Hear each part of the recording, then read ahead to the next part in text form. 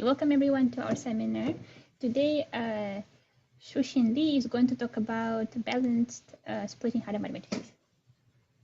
Thank you, Maria. Thank you for the kind introduction. My talk is about balanced splittable Hadamard matrices. This is joint work with Jonathan Jedwab from Simon Fraser University, my former postdoc supervisor, as well as Samuel Simon. He was a PhD student of Jonathan, and he is now at a AI company in Vancouver. The big picture of this talk is about exploring the internal structure of some objects. And hopefully I could convince you that the internal structure really matters. And here is examples of Hadamard matrices, actually the first three of them. A Hadamard matrix is a square matrix over the plus or minus one alphabet. If the order is 1 and there's nothing can be said, for the order 2 and 4 Hadamard matrix, you can observe that every 2 distinct rows or every 2 distinct columns are orthogonal. In a sense, their dot product is 0. Actually, we can define Hadamard matrices generally. A Hadamard matrix of order n is a The slides are not advancing. Oh. Did you mean to flip the slide? Yeah, I'm at page 4 out of 36. You're still looking at page 4. Your co-authors, yes. Oh, give me one moment. It's okay. We can. Oh, now it works. Yes. Now it works. Okay, so I shall forget about the presenter mode. Sorry about that. It's okay. Yeah. Okay. So let me restart. Here is an example of Hadamard matrices. We have the first 3 Hadamard matrices of order 1, 2, and 4. And it's a matrix over alphabet plus 1 and minus 1. It satisfies nice property that every 2 distinct rows or every 2 distinct columns, they are orthogonal, having dot product 0. More generally, we can define a Hadamard matrix of order n. It is an n by n square matrix over plus minus 1, satisfying the row orthogonality and the column orthogonality, meaning any 2 distinct rows are orthogonal, any 2 distinct columns are orthogonal. And you can easily prove that row orthogonality is equivalent to column orthogonality. So you only need one of these 2 equations. A remark is a Hadamard matrix of order n exists is equivalent to, in vector space R to the n, there exists an orthogonal basis that only contains plus or minus 1 entries. In other words, Hadamard matrices are very strong and elegant objects, give you a orthogonal basis in n-dimensional space over real numbers. And it is an exercise to prove the necessary condition for the existence of Hadamard matrix.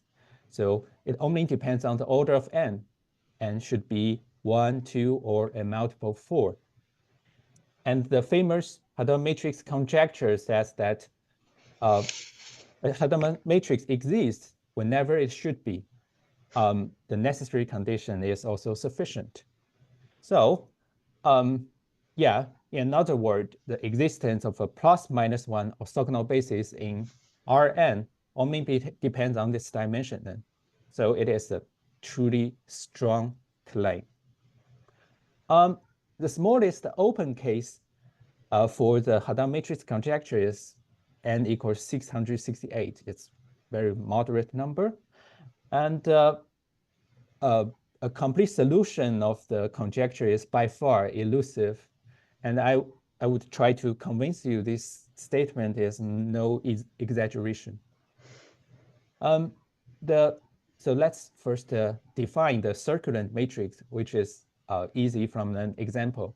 It's a matrix that once you specify the first row, you can get the next row by a cyclic shift to the right. And the construction idea of Hadamard matrices is mainly by imposing some internal structures to it. Let's say here's one internal structure. We just have 4 n by n plus minus 1 matrices A, B, C, D. We require they satisfy 2 conditions. Each of them is symmetric and circulant. Also, they satisfy these matrix equation. With that property, we can arrange those A, B, C, D in this 4 by 4 array, and we call this matrix W. And people usually name W as a 4n, name W as a Williamson matrix of size 4n by 4n.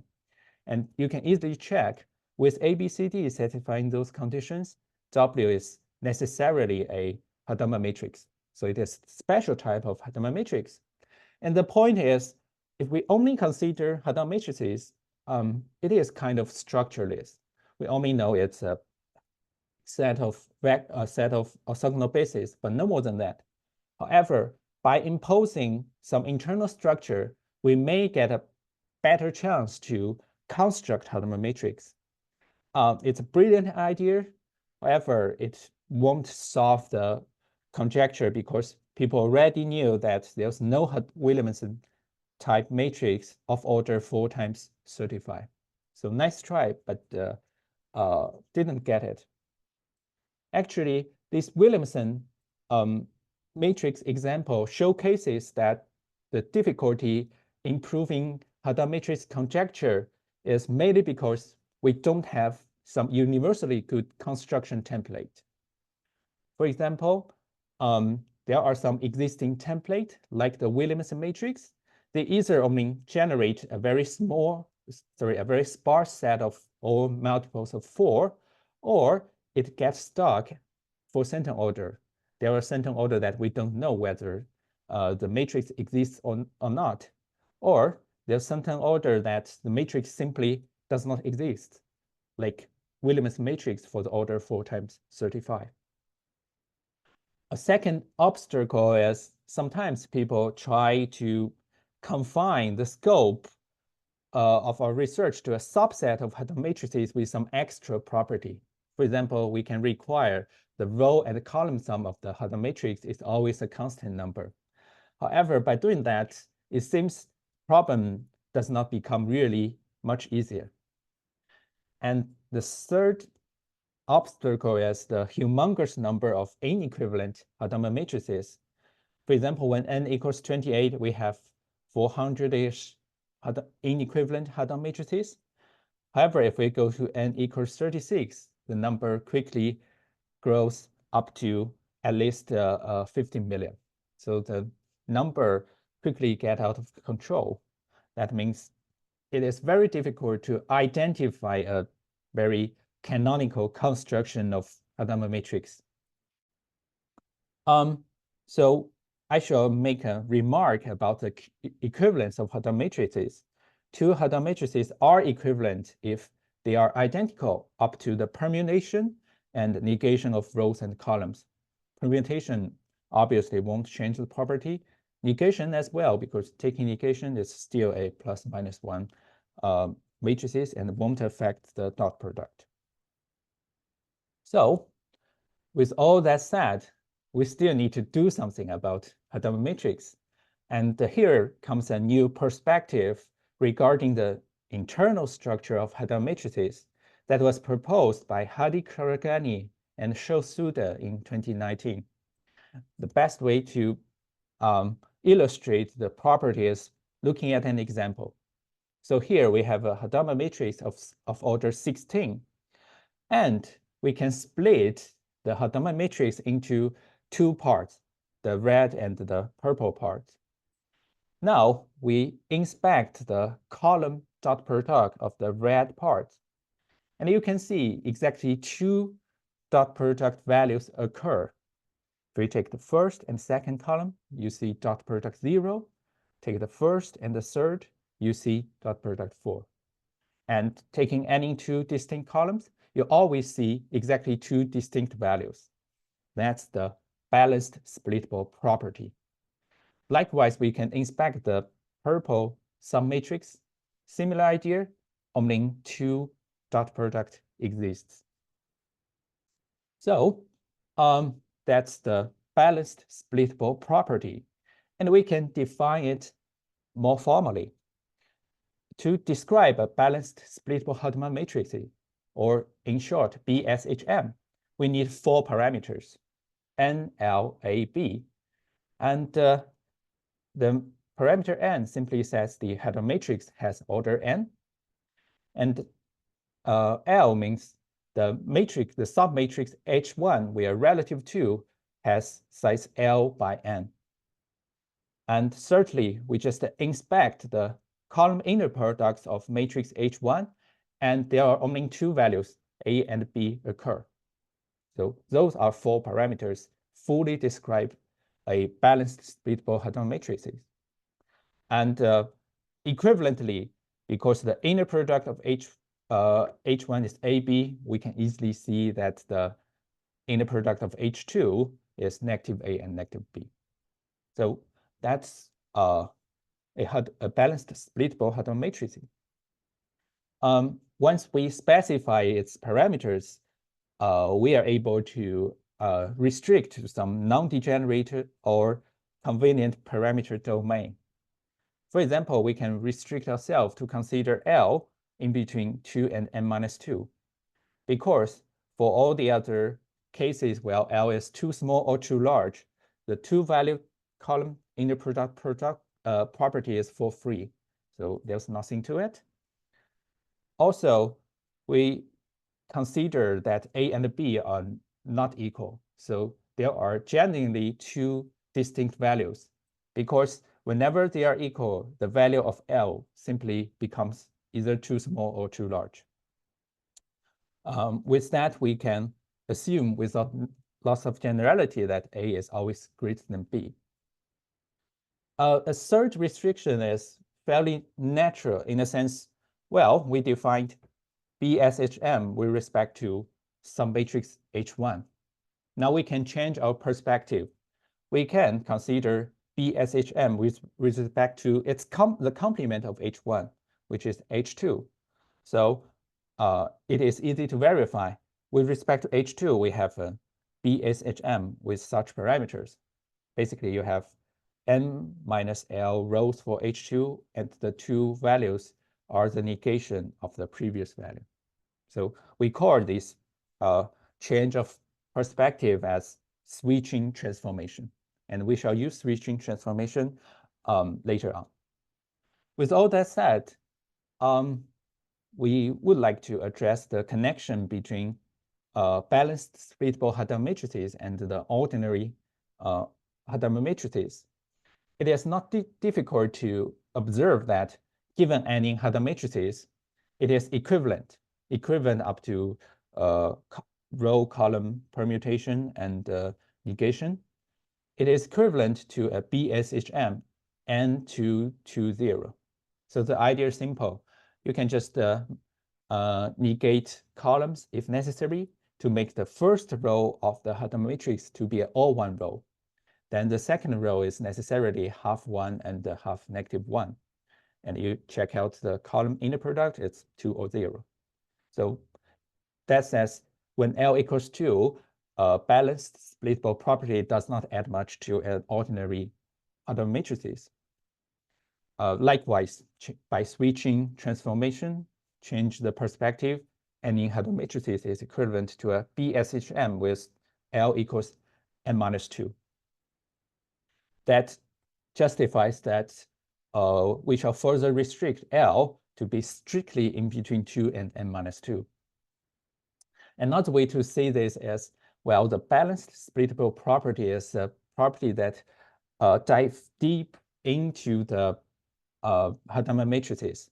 When L falls in this non-trivial range, we can see it is a property reflects some in-depth internal structure of Hadamard matrices.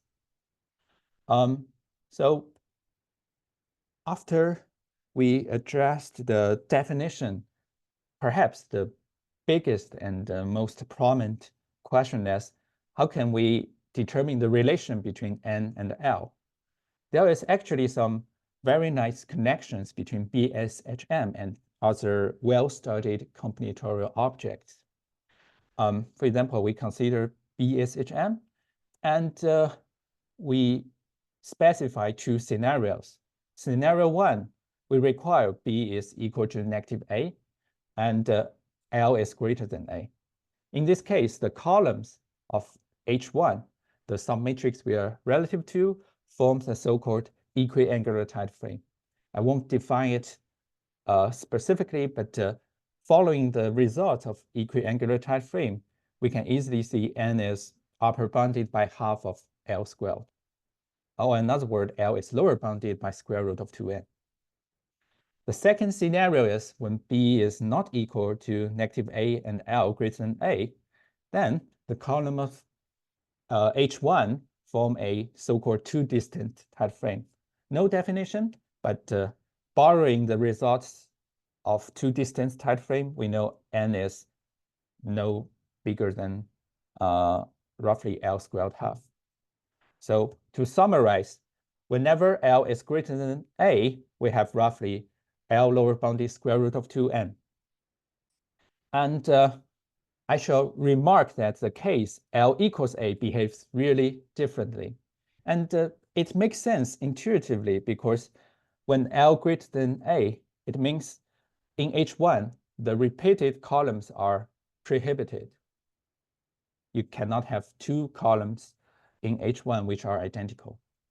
Whereas when L equals A, repeated columns in H1 are guaranteed. You must have same columns in H1. So naturally, those two scenarios are quite different. And I shall revisit L equals A case later. Kharaghani and Suda, when they proposed the idea of BSHM, they naturally discovered a connection to strongly regular graph. And that's why I think the Hadamard matrix is a suitable topic for this algebraic graph theory seminar, because everyone likes strongly regular graph. So here is the definition of strongly regular graph. Bear with me, I have to introduce the definition. So strongly regular graph satisfies three properties. First of all, it's regular, meaning every vertex is incident to the same number of other vertices. In this example, every vertex is incident to two other vertices. It is edge regular, meaning if we pick up an edge, a pair of vertices that are connected, the number of their common neighbor is a constant. In this example, it's 0. And likewise, if we pick up a non-edge, meaning a pair of vertices that are not connected, the number of common neighbors is also a constant. In this case, it is 1. So those three properties define a strongly regular graph. And actually, you have 4 parameters to describe a strongly regular graph. The first parameter, 5, is the number of vertices. Second parameter, 2, is the valency, the number of vertices connected to one vertex. 0 is the number of common neighbors of 2 incident vertices. 1 is the number of common neighbor of a pair of non-incident vertices. So 4 parameters describe an SRG. So how can we associate BSHM with SRG? Here's a simple example. We have a BSHM 4220 with respect to H1. We just label the 4 columns of H by 1, 2, 3, 4. And we connect 2 labels if and only if their dot product takes the value of 2. By imposing this rule, we can see column 1 and column 3, they shall be connected, likewise column 2 and column 4. So we just draw a graph like connecting 1 and 3, 2 and 4, and that would give us a graph. And you can check it's just a 4, 1, 0, 0 strongly regular graph. It's quite trivial, but that would expand the idea. Okay, so given a BSHM, you can associate a strongly regular graph. And the next thing we want to address is we can derive the parameter of the strongly regular graph from the parameter of BSHM. That is due to Kharaghani and Suda. And like before, we split into two cases, B equals -A or B is not equal to -A. So the first case, well, we naturally have some connection between those essentially three parameters. Secondly, we can transform our BSHM H into BSHM H prime with respect to H1 prime, satisfying one extra condition. The rows of H1 prime are all orthogonal to the O1 vector. In other words, the row sum of H1 prime is always 0. In this case, the associated SRG, its parameter can be fully determined. More interestingly, we note that H can be also transformed to another BSHM, H double prime, with respect to H1 double prime. And in this case, the other part, the lower H2 prime part, it satisfies an extra property. Its row sum is always 0. In this case, we can also determine the parameter of associated SRG. And there's a very intriguing connection between those two set of parameters, right? So the number of vertices is, of course, the same. But for the last three parameters, they only differ by a constant number n over 2n. So perhaps there's a graph theory explanation for this phenomenon, but I haven't figured it out. So it's very intriguing. And thirdly, we can, of course, get some restrictions on the parameters. For example, A has to be even, L over n is an odd integer, and n over 4a is an integer. So you can derive these restrictions by relating to the associated SRG, because once you have SRG, you have a lot of restrictions on its parameters. Yeah, and Kharaghani and Suda did similar thing for the second case where B is not equal to -A. And in this case, the matrix can be split into two cases, namely type 1 or type 2. Type 1 is, well, the row sum of H1 is all 0. So I shall mention that this property is not saying the O1 row is in H2. Okay, so there's a subtle difference here. And likewise, we can get relations among the four parameters, derive the parameter of associated SRG, and get some restrictions on the parameters. This is type 1. For type 2, you can imagine the second part, the lower part, H2, has row sum O0. And then in this case, we derive similarly, not we, Kharaghani and Suda derive similar set of restrictions. So that's pretty nice and very, very enjoyable paper building connections between BSHM and many other objects. We look into this paper and realized we can borrow a notion of strongly regular graph and let it help us. The notion is so-called primitive and imprimitive strongly regular graph.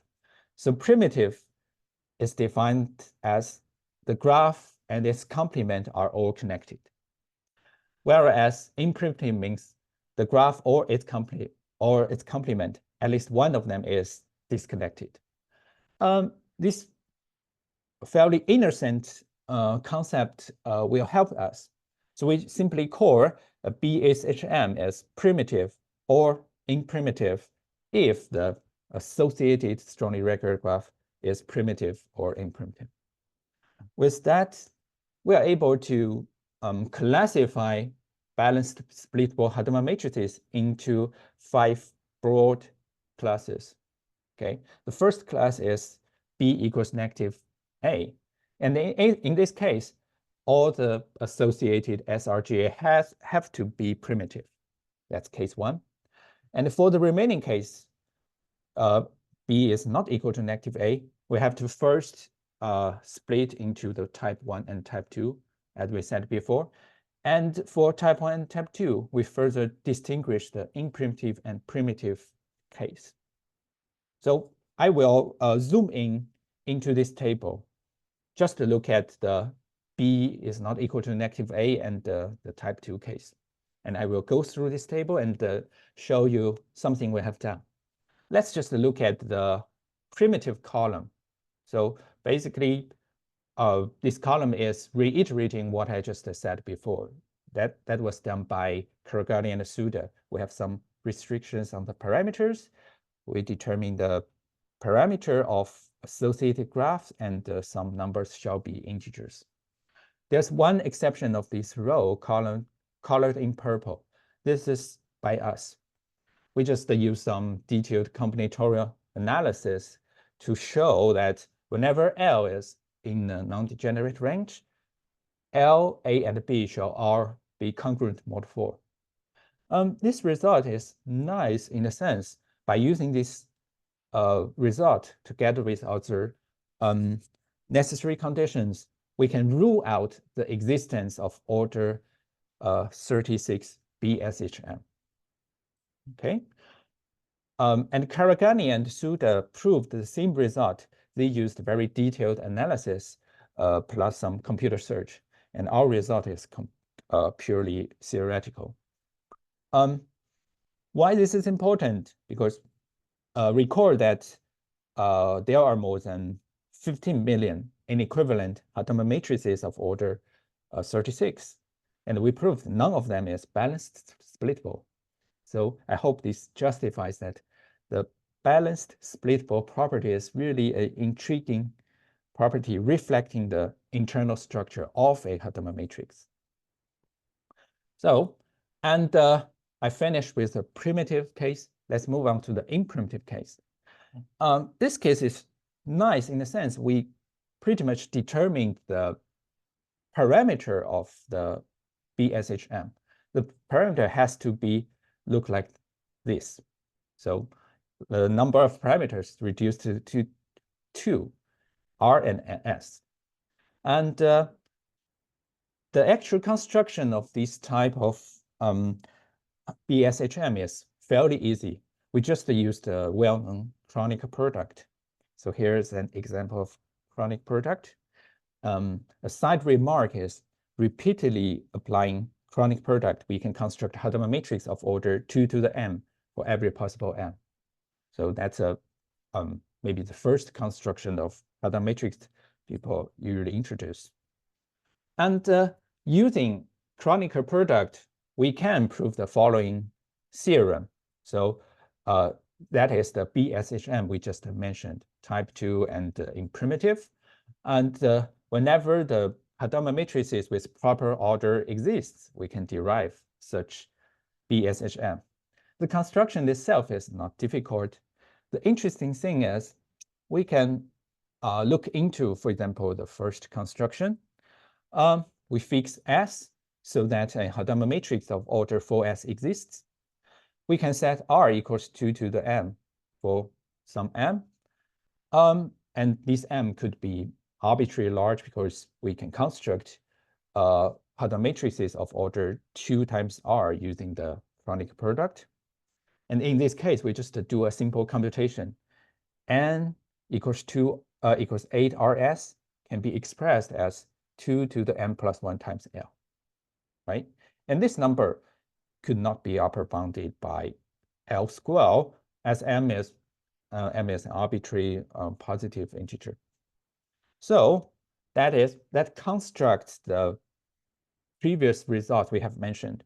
When L is greater than A, we know that the order of BSHM is upper bounded by half of L squared. However, when L equals A, in this case, we see a completely different behavior. So it just says the two cases L greater than A and L equals A are fundamentally different. And we can articulate this difference by incorporating the primitive or imprimitive notion of SRG into BSHM. That's why I think this notion is important. Okay. Let me say one last thing about this table. We can, oh, oops, sorry. We know that in this imprimitive case, the underlying strongly regular graph is imprimitive. It is actually 4s copies of complete graph over 2R vertices. And this graph actually tells us something about the matrix. So if we consider BSHM type 2 an imprimitive, whose parameter has to be like this, we know the associated SRG is 4s copies of K2R.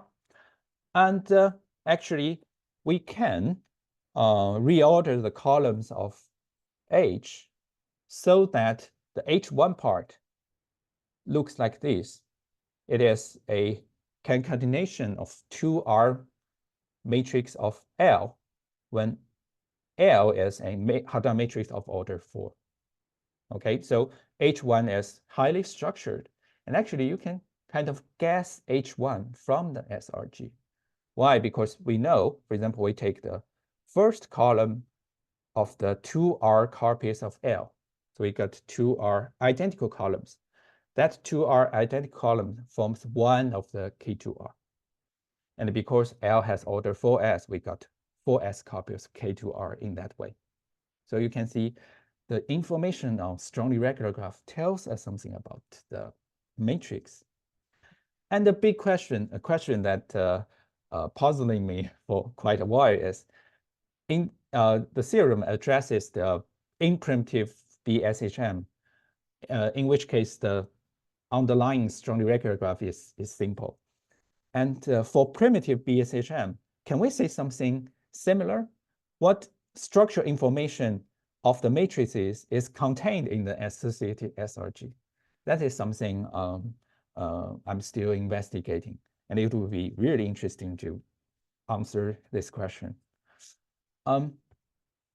Yeah, so I finished the part where we classify the parameters of SRG using primitive or imprimitive SRG. So the next bit is about constructions of balanced splittable Hadamard matrices.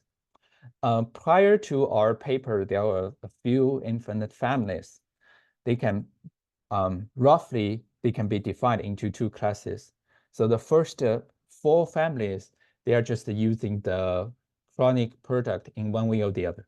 So the first 4 constructions is in some sense easy. The last 2 constructions is more interesting. They are the so-called primary constructions that does not depend on the chronic product. In particular, the last construction is fairly intriguing, and we shall revisit in a moment.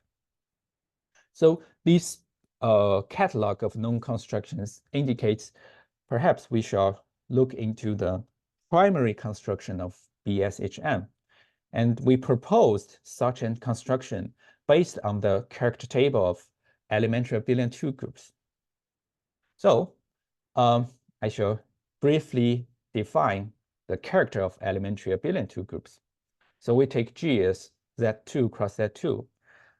Each group element induces a character. And this character simply sends one group element to a number. This number is either +1 or -1. And each character would induce a group homomorphism from the group G to the set of 2 numbers, 1 or -1. Actually, they are the second root, or the second root of unity. So character is really a compressor. It maps group elements to elements of + or -1s. Okay, with that, we can define the so-called character group. This is just a side remark. Basically, if you collect all the characters defined on group G, and you will find another group called G hat. It is a character group, and it is isomorphic to G. With all that, we can define the character table. Actually, take G to be 2 cross 2. And the character table of G is a 4x4 matrix H, in which the rows are indexed by the columns of G, and the columns are indexed by the elements of G hat. Okay, so sometimes people define the transpose of this matrix to be character table. In this case, we stick to this notion. So we know that the rows indexed for 4 elements of G, columns indexed for 4 characters of G. And what about entries in that? Well, for example, if you look at the row 2 and column 4, this entry is -1 because chi 1, 1 of 0, 1 is -1. Okay, so that's the character table. You can easily verify the character table actually give you a Hadamard matrix, and this Hadamard matrix, the order 4 one. So basically, the character table of elementary abelian 2 groups serves as the underlying matrix. When we specify the character table, we got our underlying Hadamard matrices. What's left is how to split the matrix to satisfy the 2 values in the product property. In order to split the matrix, we need another concept called partial difference set in design theory. Let's take G to be Z2 to the 4, and the D is a size 3 subset of G. And we inspect the multiset generated by the parallel differences of elements in D, while the elements shall be distinct. So I'm using the double curly brackets to represent it as a multiset. And we know this multiset should contain 6 elements. And intriguingly, these 6 elements are fairly regular. In a sense, every element inside D occurs exactly 2 times, whereas every non-identity element outside D occurs 0 times. So we see certain regularity in terms of differences coming out of D. So if D satisfies that property, we call D is a 16, 3, 2, 0 partial difference set in group G. So there are 4 parameters. 16 is just the order of group G. 3 is the size of the set D. 2 and 0 are the repetition numbers of differences in G or in D or outside D. Okay, so how can we deal with the partial difference set? We just take a partial difference set D in a group G, and we simply pick up the 3 rows. Remember the rows? Here is a 16 by 16 character table whose rows are indexed by the elements in G. So we just pick up the 3 rows indexed by the 3 elements in D, and those 3 rows are the part we are relative to. So you can easily check the dot product of the red sum matrix is either 3 or -1. So by specifying those 3 rows, we split the matrices into 2 parts, and we guaranteed the balanced splitness. So that's how we do the construction. This construction is nice in the sense it draws on a very well-studied objects partial difference set in elementary abelian 2 groups. We get more than 10 infinite families of BSHMs out of the partial difference sets, and they are not coming from the chronic product. They are primary constructions. And we could argue that the construction based on partial difference set is quite powerful in the sense, if we look into the table of balanced splittable Hadamard matrices, whose order is even power of 2, and for those small values, each plausible parameter set of a BSHM can be realized, can be derived by a partial difference set construction. The partial difference set is covering every single possible parameter set, at least for small value of n. So that's nice. Perhaps one another a byproduct of our construction is that for partial different set in for partial different sets in elementary abelian 2 groups, people have studied in quite a depth. We can here is an example where we can partition all the non-zero elements of Z2 to the 4 into 5 disjoint partial different set. You can do it in group, and that translates very well into the matrices. So we just get 5 different submatrices. Each has 3 rows, and the Hadamard matrices is balanced splittable with respect to each of them. So we get BSHM having the balanced splittable property with respect to multiple disjoint submatrices. And you can play the same trick for another partition of the underlying group that to the 4, and you get BSHM with respect to those 3 different submatrices. So that's some extra we get by building up connection to partial different set. And I shall conclude my talk by mentioning some future research problems. Perhaps the biggest question is, how can we better understand the parameter range of L, second parameter in BSHM? For BSHM with L greater than A, we know that L should fall in this range. But we don't know how tight this lower and upper bound is. And we appreciate if some more work can be done. Regarding the upper bound, we could see the upper bound is nearly tight because we have a construction of BSHM. BSHM with such parameter exists whenever a Hadamard matrix of order n exists. So if you're looking at L, it's already fairly close to half of n.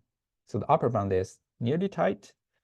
The lower bound is less clear because the lower bound, as we recall, it was derived from equiangular tight frame and 2 distant tight frame. And for tight frame, they are defined in vector space of real numbers. So the alphabet is real numbers, whereas for BSHM, our alphabet is just plus or minus 1. So in that case, there's no reason to believe this lower bound is tight. Perhaps the second question I'm interested in is to propose more primary constructions. For that, I shall mention this very nice BSHM construction. It depends on the existence of order n Hadamard matrices. So if we assume the Hadamard matrix conjecture holds true, then we get BSHM of this parameter for every n, which is multiple of 4. And we know that this is by Kharaghani and Suda. We know that BSHM of such parameter does not exist for odd n. So what remains is when n is congruent to 2 mod 4, and we know nothing about in this case. And the first and crucial open case is n equals 6. We don't know whether BSHM with such parameter exists. And I consider this is a very highly priced open case course. I talked to Hadi Kharaghani, and he spent a lot of time. And to my best knowledge, this case hasn't been solved. And a second thing I would like to mention is there's a construction by Kharaghani and Suda.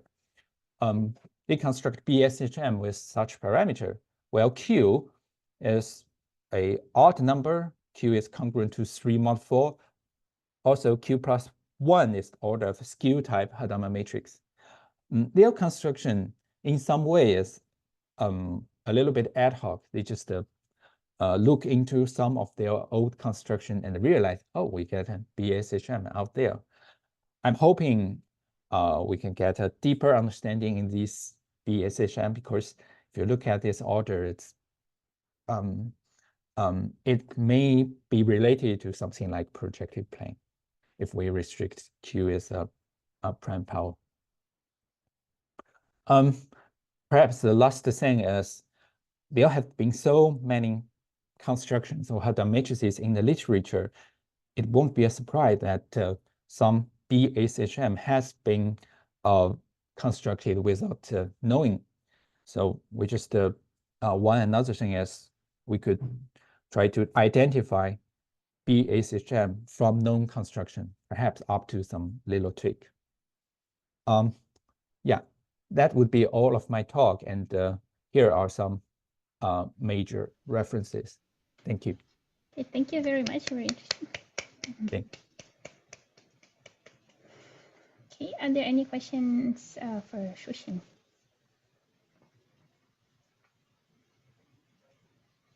Can you hear me? I can hear you, Bill. Okay, so the beginning of the talk, you mentioned that there are a lot of Hadamard matrices, enormous numbers of Hadamard matrices of order 36, which is interesting.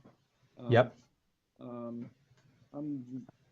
You may or may not know that given a Hadamard matrix of order n, there are exponentially many inequivalent Hadamard matrices of order 2n. The question is whether there is something similar that's provable concerning your splittable guys. Okay, very interesting. This involves the proof involves a different notion of the word structured Hadamard matrix, which and the combination of two things might be useful. I don't know. Okay, thank you for the comment. I shall look it up. Structured Hadamard matrices plus balanced splittable. What can we get out of there? Right. That's a great comment. Inequivalent, enormous numbers of inequivalence, right? In fact, you have it there, humongous numbers. So if humongous is humongous, yep. Yep, absolutely. Yep. Thank you, Bill.